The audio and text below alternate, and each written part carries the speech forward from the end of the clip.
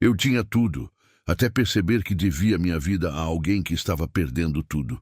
E quando descobri quem eram os filhos dela, já era tarde demais para voltar atrás. Uma história sobre um homem que construiu um império enquanto o passado esperava pacientemente pela hora de cobrar a conta. O que ele descobriu naquela calçada mudou não só a vida de uma família, mas a dele para sempre. Se essa história tocar seu coração, curta e deixe um comentário. Diga também de qual cidade você está assistindo. Tem dias em que São Paulo funciona como um espelho. Ela te mostra exatamente quem você é, sem piedade, sem filtro. Naquela quinta-feira de maio, com o céu cor de cobre rasgado de laranja entre os prédios do Itaim Bibi, ela me mostrou algo que eu achava que tinha enterrado fundo o suficiente para nunca mais aparecer.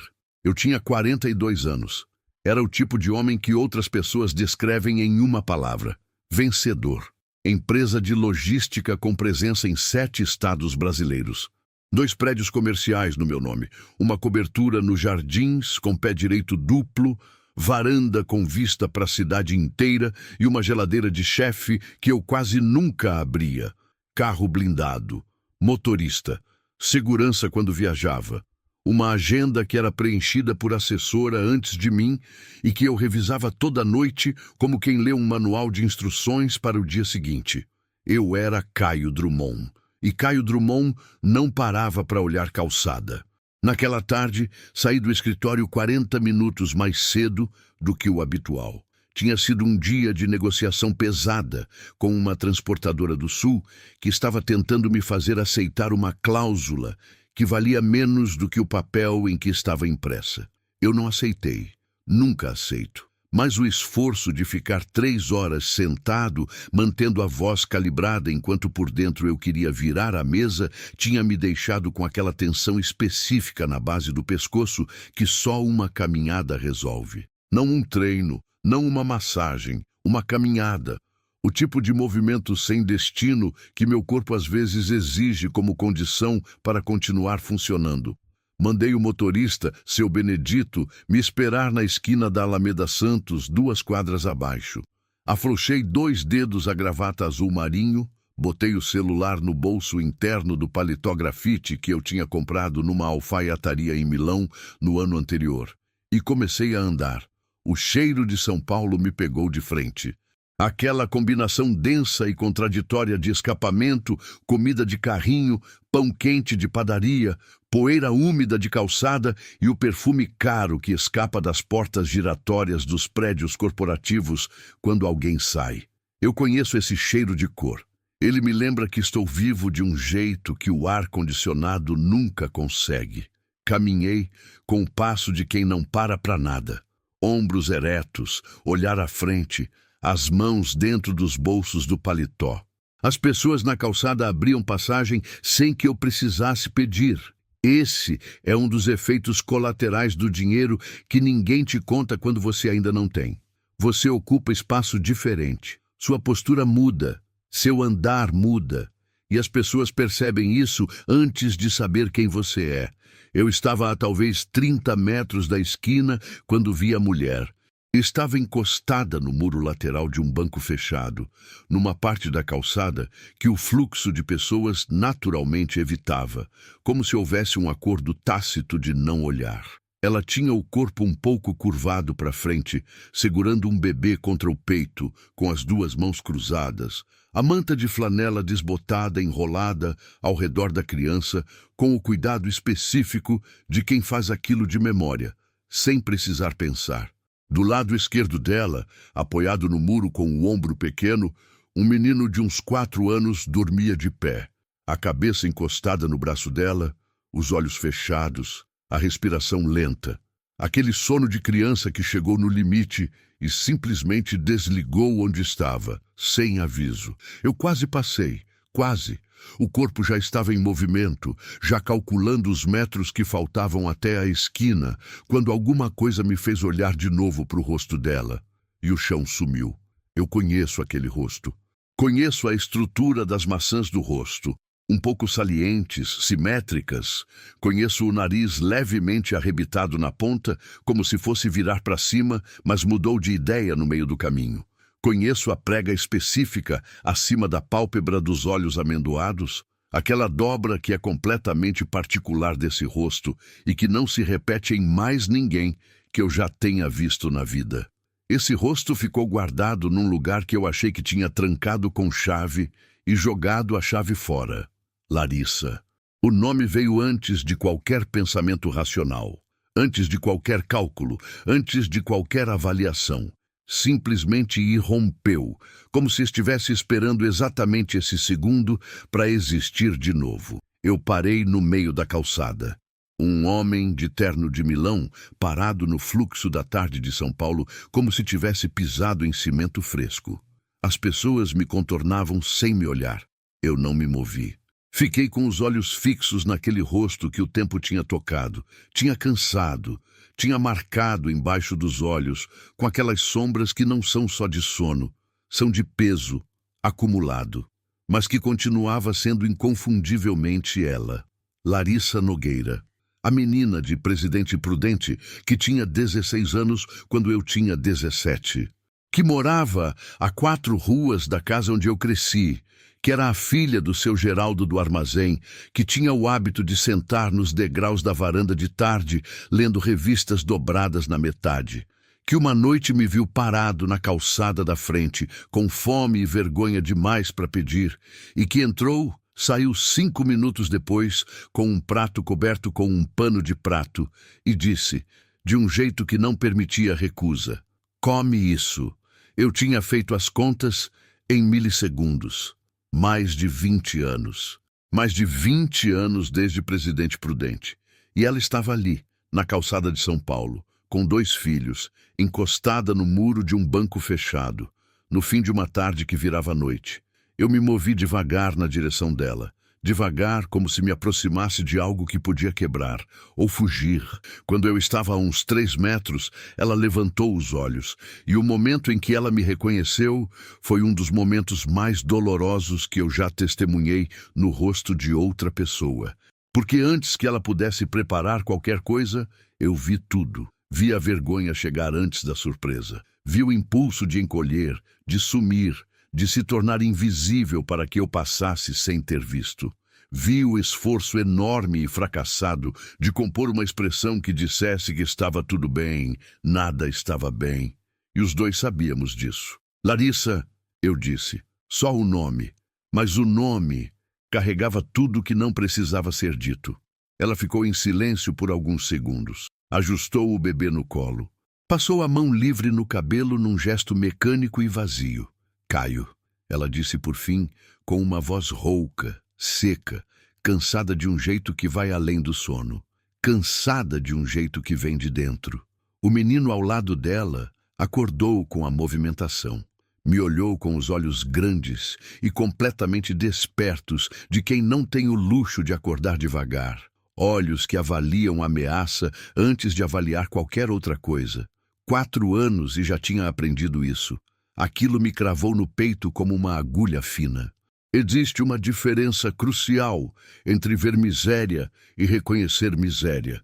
Quando você vê, é uma cena que passa. Quando você reconhece, é uma memória que dói. Eu reconheci Larissa naquela calçada da mesma forma que reconheci a mim mesmo 25 anos atrás. Reconheci o jeito que ela segurava o bebê, apertado demais para ser só afeto. Era contenção. Era o instinto de quem não tem mais nada fixo e aperta o que tem com as 2 mãos para não deixar escapar. Reconheci o olhar que não pediu, mas que aceitaria qualquer coisa que fosse oferecida com dignidade. E reconheci o orgulho ferido que prefere recusar a receber com pena. Convidei ela para tomar alguma coisa num café a menos de 1 quadra. Ela disse que estava bem. Eu disse que não tinha perguntado se ela estava bem. Tinha perguntado se queria tomar um café. Ela olhou para o menino, olhou para o bebê, olhou para mim. E aceitou com a resistência de quem sabe que não tem condições de recusar, mas não quer que isso fique evidente. O café era pequeno, com mesa de fórmica e cheiro de pão assando, que tornava o ar mais pesado e mais bom ao mesmo tempo. Ficamos numa mesa no canto mais longe da porta, longe do movimento. O menino se chamava Miguel. Tinha 4 anos e 2 meses, e me olhava com uma seriedade de adulto que dói de encontrar numa criança pequena. Porque essa seriedade não veio de berço, veio de necessidade. O bebê era uma menina chamada Nina, 6 meses e meio, dormindo no colo da mãe com a respiração tranquila e confiante que os bebês têm quando ainda não aprenderam que o mundo pode ser perigoso. Larissa pediu um suco. Eu pedi para a atendente trazer um lanche junto. Ela não protestou. Isso me disse mais do que qualquer palavra poderia dizer. Miguel devorou o lanche com uma velocidade que me fechou a garganta. Não o jeito que criança come quando está com fome passageira. O jeito que criança come quando aprendeu que a comida pode acabar ou pode ser tirada e por isso é preciso comer antes que qualquer dessas coisas aconteça. Eu fiquei em silêncio por um tempo. É o que faço quando preciso entender uma situação antes de me mover. Observei ela partir o sanduíche do menino em pedaços menores. Observei ela segurar o copo de suco com as 2 mãos, como se precisasse ter certeza de que não ia escapar. Observei as marcas nos tornozelos dela, o desgaste das solas do tênis, o estado das unhas, que claramente não recebiam cuidado nenhum há bastante tempo. E senti alguma coisa que eu aprendi muito cedo a manter guardada debaixo de tudo, se mover sem pedir licença. Não era pena. Pena eu sei distinguir. Era algo mais urgente e mais pessoal. Era a consciência vívida de que aquela mulher uma vez me deu comida sem me pedir nada, sem calcular retorno, sem esperar que eu virasse alguém que pudesse pagar de volta. Ela só me deu porque era o que ela tinha e eu estava com fome. E agora ela estava com fome. E os filhos dela estavam com fome. Eu tinha 42 anos, empresa em 7 estados, paletó de alfaiataria italiana, e estava sentado do lado dela numa mesa de fórmica, segurando um café que de repente custava o mesmo que qualquer outra coisa que já custou muito. Há quanto tempo você está em São Paulo? Perguntei com cuidado. 3 meses, ela disse sem me olhar. E antes de São Paulo? Vários lugares, ela respondeu. E o jeito específico que ela disse, vários lugares, tinha uma textura que eu conhecia. Não era a resposta de quem viajou, era a resposta de quem fugiu, de quem foi de um lugar para o outro não porque tinha destino, mas porque ficar parada em cada um dos lugares anteriores tinha se tornado impossível por razões que ela não estava pronta para nomear. Eu não forcei. Fiquei com o café quente na mão, enquanto a noite caía do lado de fora do vidro. Miguel tinha terminado o lanche e agora ficava olhando para o resto do de Larissa. Ela empurrou o prato na direção dele sem hesitar, com naturalidade, do jeito que mães fazem quando já automatizaram a renúncia. Onde vocês estão dormindo? Perguntei, mais baixo. Ela demorou 1 segundo antes de responder. Essa semana foi num abrigo, ela disse. Mas hoje lotou. A gente chegou e não tinha mais vaga. O menino nos olhava sem entender as palavras, mas entendendo o peso. Crianças leem o ar antes de ler as palavras. Ele sabia que aquela conversa importava de um jeito que ia além do que ele conseguia nomear. Eu tomei minha decisão ali, naquele segundo, sem calcular, sem analisar, sem o protocolo de avaliação que eu aplico para tudo na minha vida. Simplesmente decidi como se o corpo tivesse decidido antes do cérebro e eu só estivesse confirmando. Vocês vão ficar num hotel essa noite, eu disse. Você, o Miguel e a Nina. Ela abriu a boca para recusar e eu continuei antes que qualquer palavra saísse. Não é favor. Você me deu comida quando eu não tinha nada. Não me pede para fingir que não me lembro disso. Ela ficou olhando para mim por um tempo. Depois olhou para o Miguel.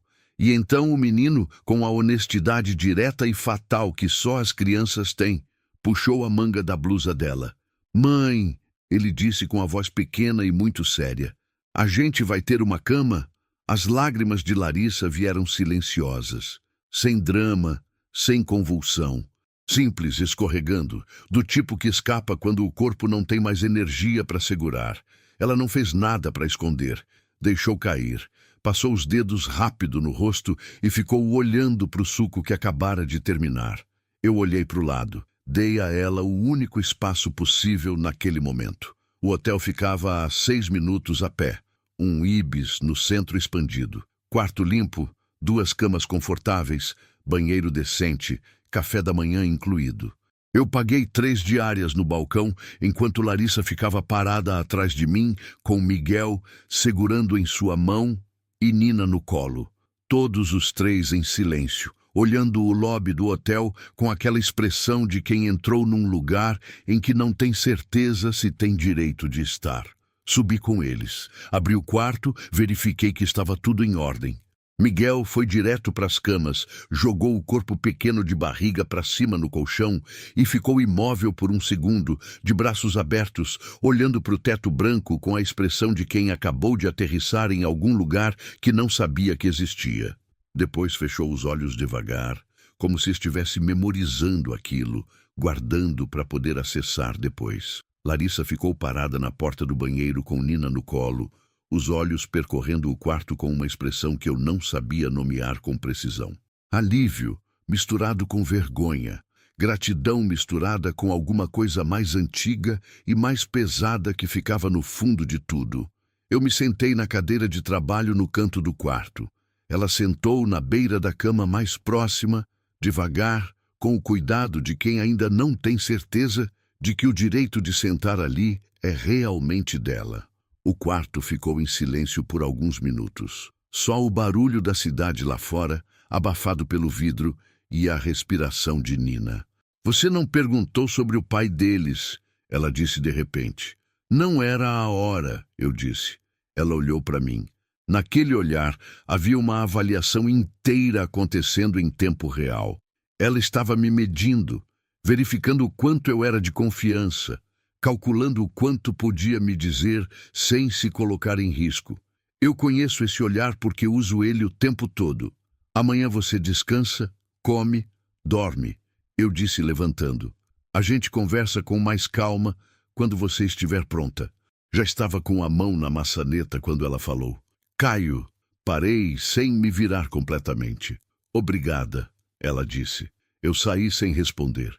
Não porque não tinha o que dizer, mas porque às vezes uma resposta pode diminuir o peso de uma coisa que precisa ficar suspensa no ar para ter o valor que merece.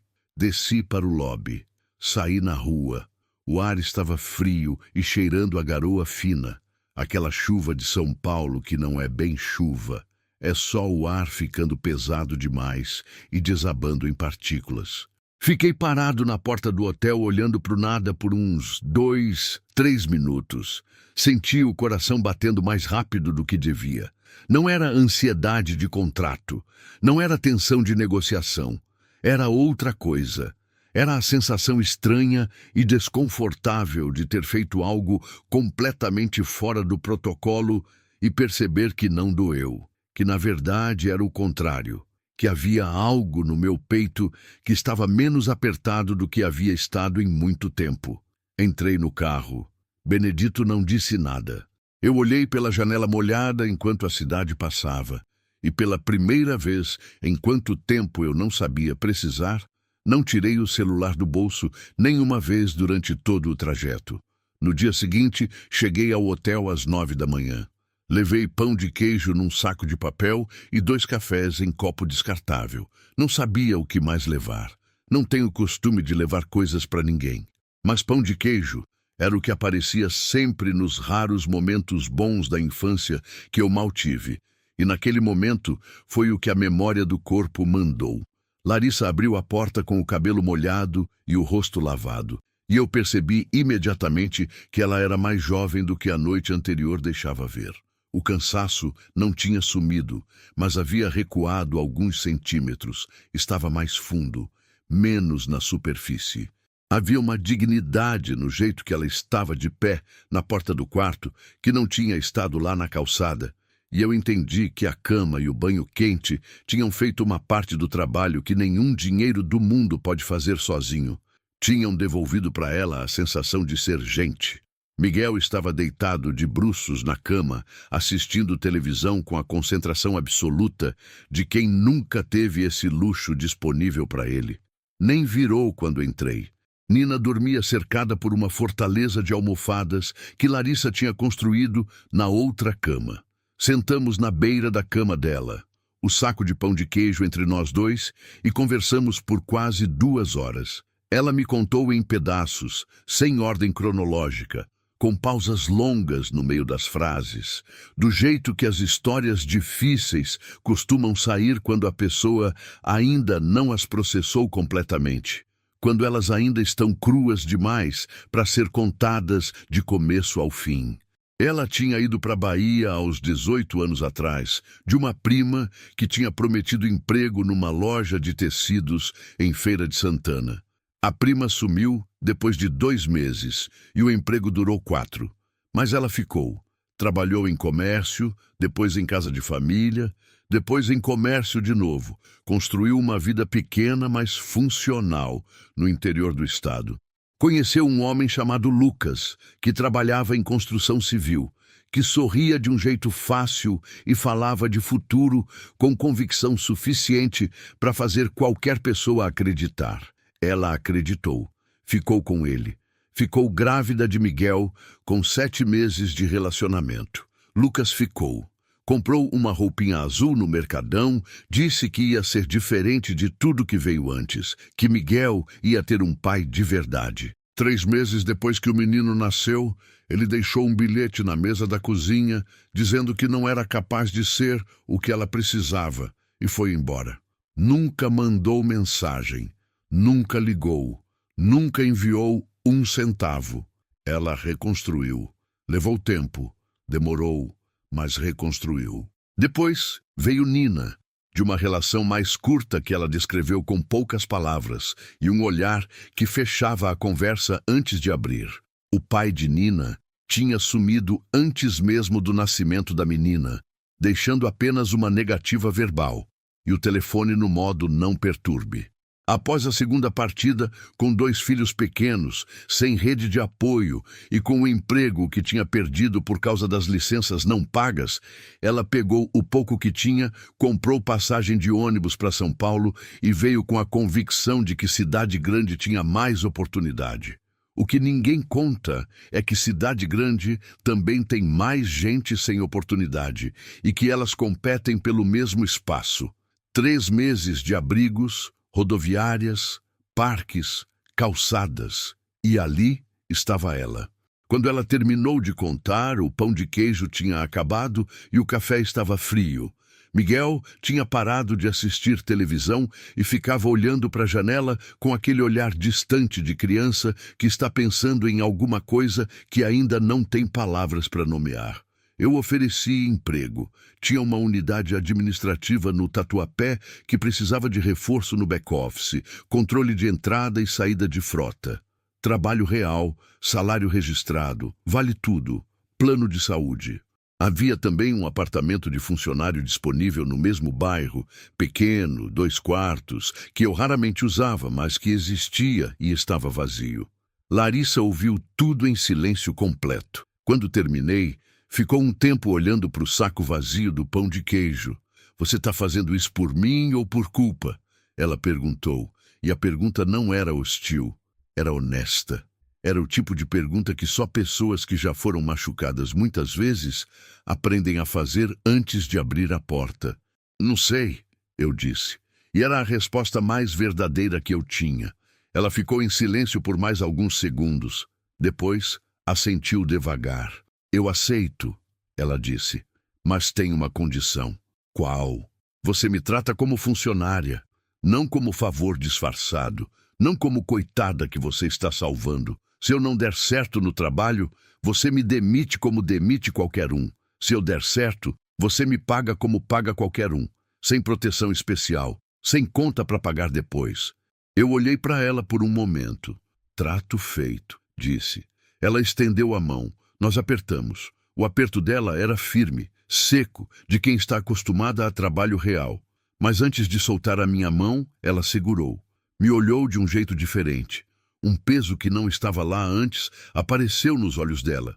Um peso que parecia ter estado esperando o momento certo para ser depositado. Tem uma coisa que eu preciso te contar antes de qualquer coisa, ela disse, mais baixo. Uma coisa que pode mudar tudo. Algo dentro do meu peito se fechou. O instinto de quem já foi traído vezes suficientes para reconhecer o preâmbulo de uma revelação. Fala, eu disse. Ela falou o nome e eu precisei ouvir 2 vezes, não porque não entendi, porque não queria que fosse verdade. Lucas Drummond, meu primo Lucas, filho do meu tio Hélio, irmão mais velho do meu pai. O garoto que cresceu a 5 quilômetros da casa onde eu fui criado em Presidente Prudente. Com quem passei os verões da infância andando de bicicleta em rua de terra batida.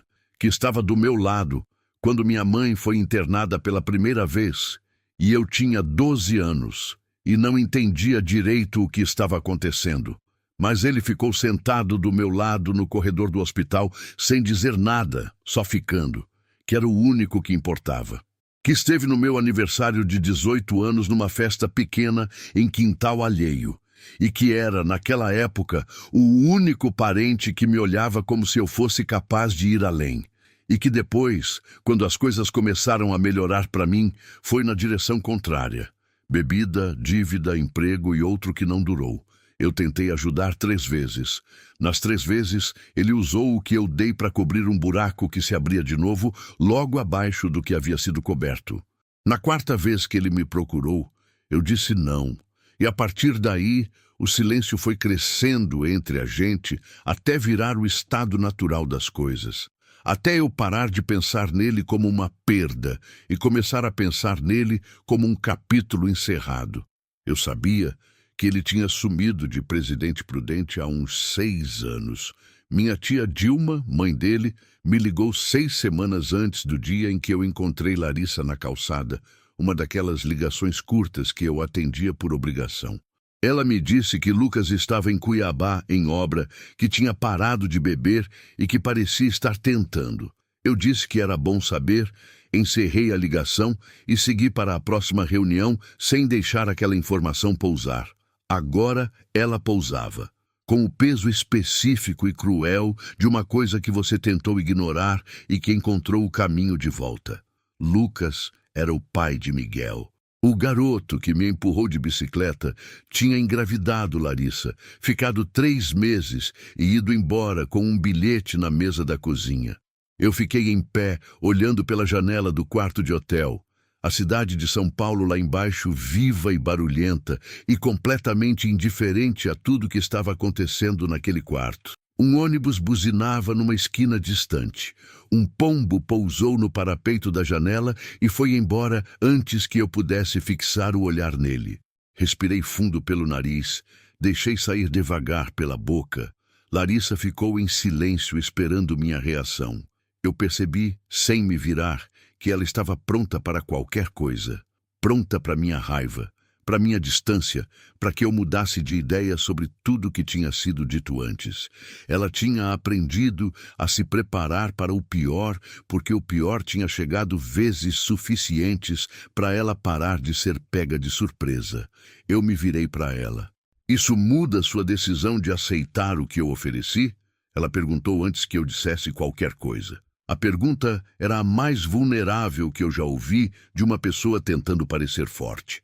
Não, eu disse. E era verdade. Mas era uma verdade que carregava peso. Porque naquele segundo eu entendi que aquilo não era mais só sobre uma mulher que eu tinha encontrado por acaso ou destino. Não era mais sobre gratidão ou dívida velha ou qualquer das categorias limpas e organizadas que eu uso para entender o mundo.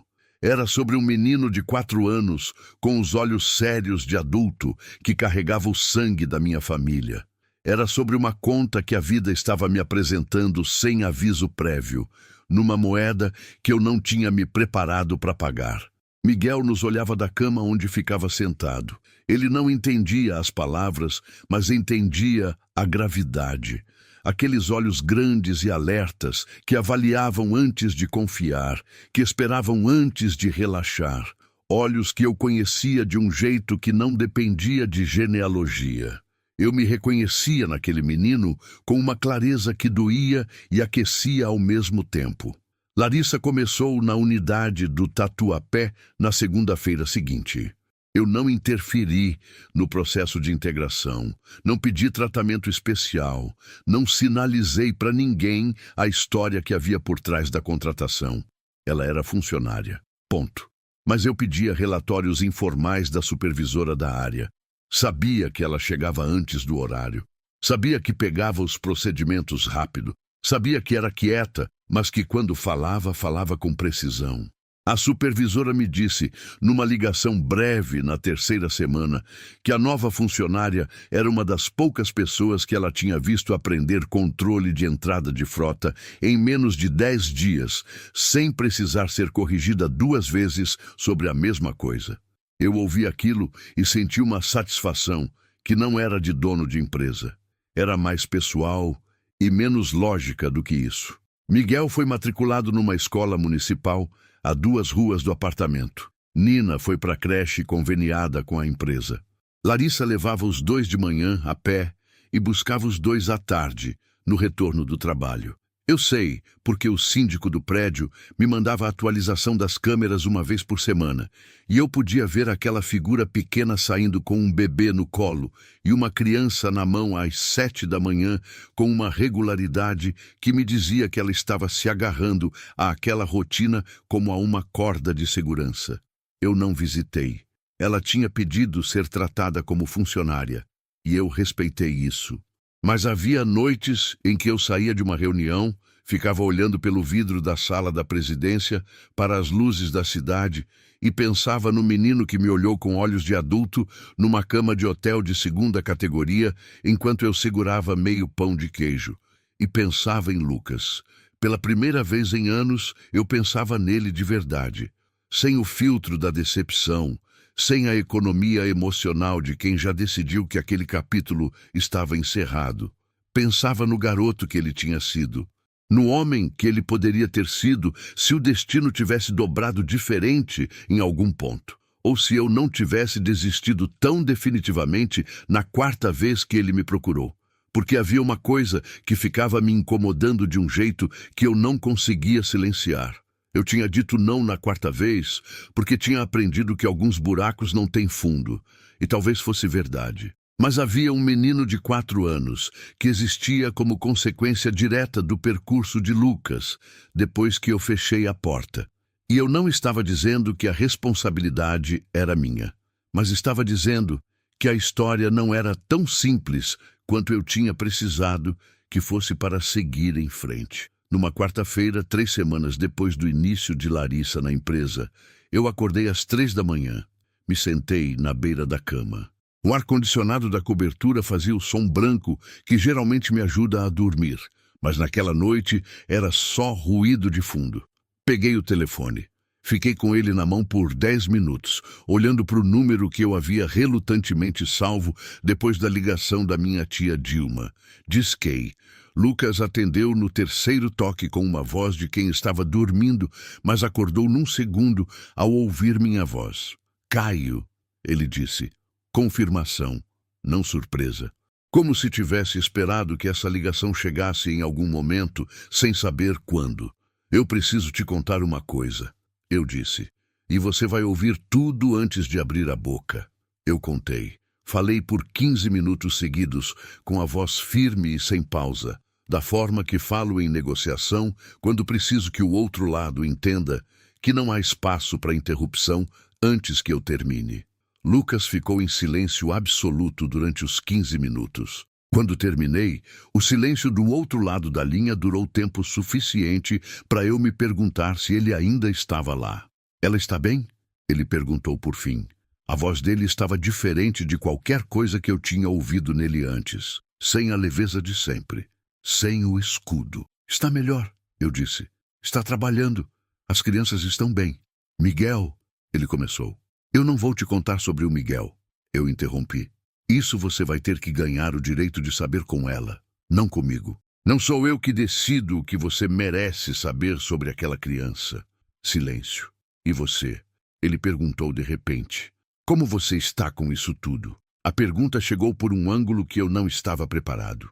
Porque nos 15 minutos anteriores, eu tinha pensado em Larissa, em Miguel, nas consequências, nas responsabilidades, no que era certo e no que era possível. Não tinha pensado em mim. Não sei ainda. Eu disse com honestidade. Obrigado por ligar. Ele disse depois de um momento. Eu não fiz isso por você, Lucas. Eu sei, ele disse, mas obrigado do mesmo jeito. Eu encerrei a ligação. Fiquei sentado na beira da cama da cobertura vazia. O ar condicionado, o silêncio, as luzes da cidade entrando pelas frestas das persianas. Eu tinha 42 anos, uma empresa em 7 estados, um apartamento que era mais museu do que casa, e uma ligação das 3 da manhã que tinha sido, com toda a certeza, a coisa mais importante que eu tinha feito em anos. Larissa me ligou uma quarta-feira, 2 semanas depois. Era de tarde, entre reuniões, e eu atendi antes de ver o nome na tela. Ele me ligou. Ela disse sem preâmbulo. Eu não perguntei quem. Como foi? Perguntei. Ela ficou em silêncio por alguns segundos. A gente conversou por 1 hora. Ele chorou. Eu achei que ia me sentir melhor com isso, que ia ser uma espécie de justiça, ouvi-lo chorar. E foi? Não, ela disse. Me senti só cansada.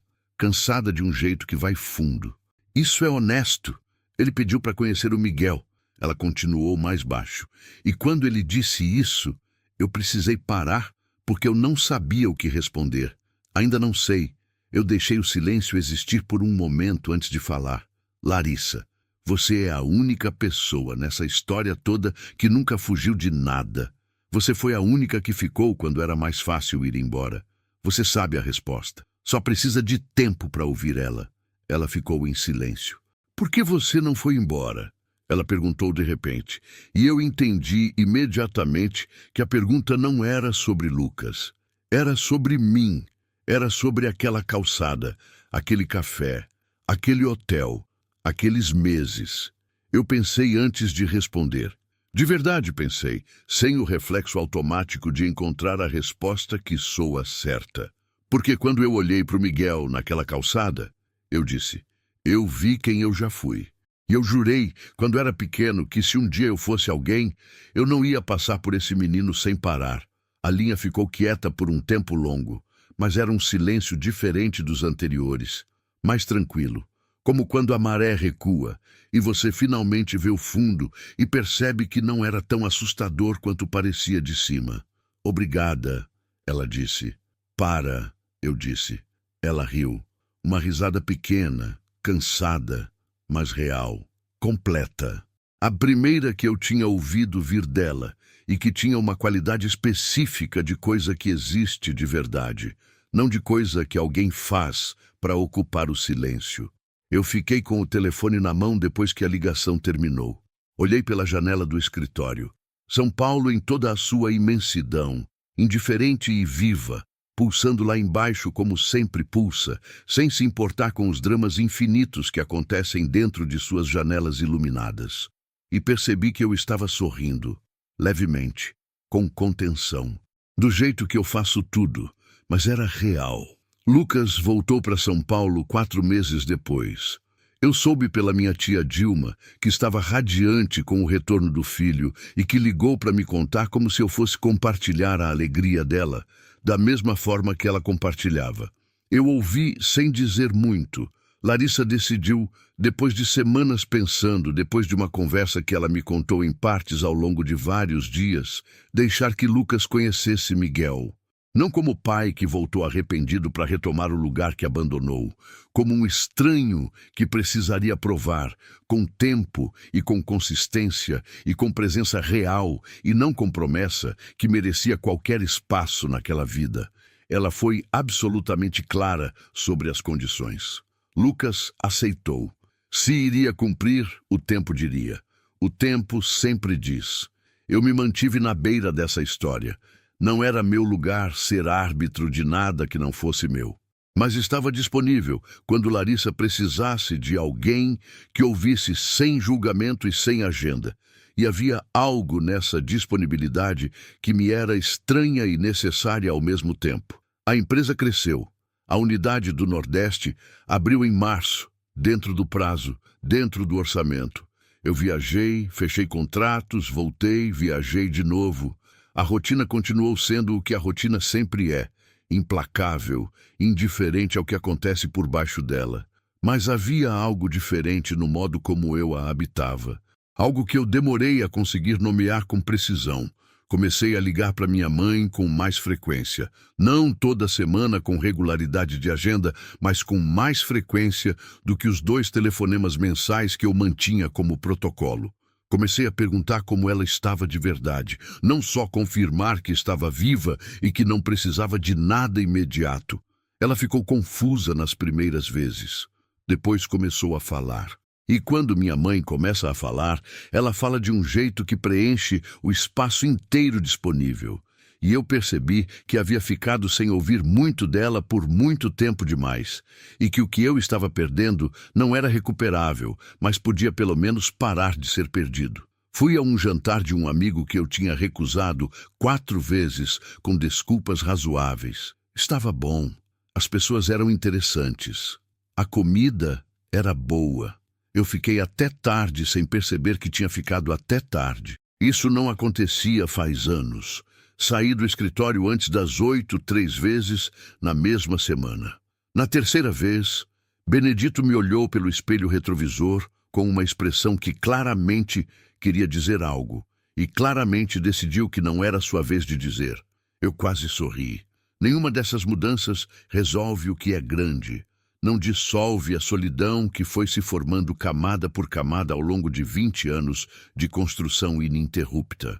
Não desfaz as relações que eu descartei como liabilities, quando deveriam ter sido tratadas como o que eram: pessoas. Não apaga os anos em que eu troquei presença por produtividade e chamei isso de disciplina. Não existe desfazer, mas existe o depois do desfazer. Existe o que você faz com o que sobrou quando você para de correr rápido o suficiente para ver o que ficou para trás. Miguel fez 5 anos em julho. Larissa me mandou uma foto pelo celular, sem aviso, numa manhã de reunião. O menino estava com um boné azul escuro, um pedaço de bolo de chocolate na mão, os olhos grandes e sérios que às vezes sorriam antes do rosto. Ele estava sorrindo nessa foto, de verdade. Com os dentes de leite e a gengiva e os olhos franzidos no canto, o tipo de sorriso que uma criança só dá quando está completamente segura no lugar onde está. Eu parei no meio da revisão de um contrato de 46 páginas e fiquei olhando para aquela foto por um tempo que eu não soube medir. Depois coloquei na gaveta da mesa de trabalho, não numa moldura, não na parede onde ficam os prêmios de empresa, os reconhecimentos de associação, as fotos de inaugurações. Na gaveta, perto, presente, mas dentro, num lugar de acesso fácil, mas não de exibição. Porque Miguel não é meu, e eu precisava ser honesto sobre isso, mas é de alguém que importa. É de alguém que me ensinou, sem saber que estava ensinando, que existem tipos de responsabilidade que chegam sem que você tenha assinado nada, sem que nenhum contrato tenha sido lavrado, sem que qualquer advogado tenha sido consultado, que chegam simplesmente porque você estava no lugar certo na hora certa, ou porque o destino tem um senso de humor específico que não pergunta se você está preparado. Às vezes, o amor não precisa de título. Não precisa de moldura, não precisa de protocolo ou de nomenclatura precisa. Ele só precisa existir, silencioso e firme e disponível, e aparecer quando for chamado. Aprendi isso tarde, com custo alto, com cicatrizes que não somem, mas aprendi. Naquela quinta-feira de maio, em que eu afrouxei a gravata, e mandei o motorista esperar na esquina, e decidi andar sem destino. Eu não sabia que estava indo ao único lugar que importava. Não sabia que aquela calçada, aquele banco fechado, aquela mulher com os filhos no cansaço, ia ser o ponto em que a minha vida dobrou e ficou diferente para sempre. O destino não te manda convite. Não te dá tempo de se preparar. Ele simplesmente te coloca no cruzamento e espera. E você escolhe, passa sem olhar ou para. Eu parei. E isso mudou tudo. Não de um jeito limpo, não de um jeito sem custo, não de um jeito que dá para empacotar numa frase de motivação. Mudou do jeito que as coisas reais mudam. Com cicatriz, com peso, com consequências que continuam se desdobrando, com muito que ficou para resolver e muito que nunca vai se resolver completamente. Mas mudou. E eu sou um homem diferente do que era naquela tarde. Não melhor no sentido de ter chegado em algum destino final, melhor no sentido de estar, finalmente, caminhando na direção certa, com os olhos abertos para a calçada, além do horizonte, com a capacidade ainda nova e ainda instável de parar quando preciso parar, com a clareza de que construir não é o suficiente. É preciso também e principalmente habitar o que se constrói. E às vezes habitar significa reconhecer que a coisa mais importante que você vai fazer na vida não vai aparecer em nenhum relatório, não vai render nenhum prêmio, não vai ser anunciada em nenhuma cerimônia. Vai aparecer numa calçada, no fim de uma tarde de maio, com cheiro de garoa e asfalto quente. E vai te olhar com os olhos sérios e alertas de uma criança de 4 anos, perguntando silenciosamente se você é o tipo de pessoa que passa ou o tipo que fica. Eu escolhi ficar. E vou continuar escolhendo, um dia de cada vez, com as cicatrizes que tenho, com o homem incompleto e aprendendo que eu sou, mas presente, finalmente presente. Se essa história tocou o seu coração, deixe um comentário aqui embaixo. Às vezes, uma palavra simples pode alcançar alguém que também está precisando de esperança. E se puder, escreva também de qual cidade você está assistindo. É muito bom saber até onde essas histórias estão chegando. Obrigado por ficar até o fim. Que Deus acompanhe cada um de vocês na estrada da vida.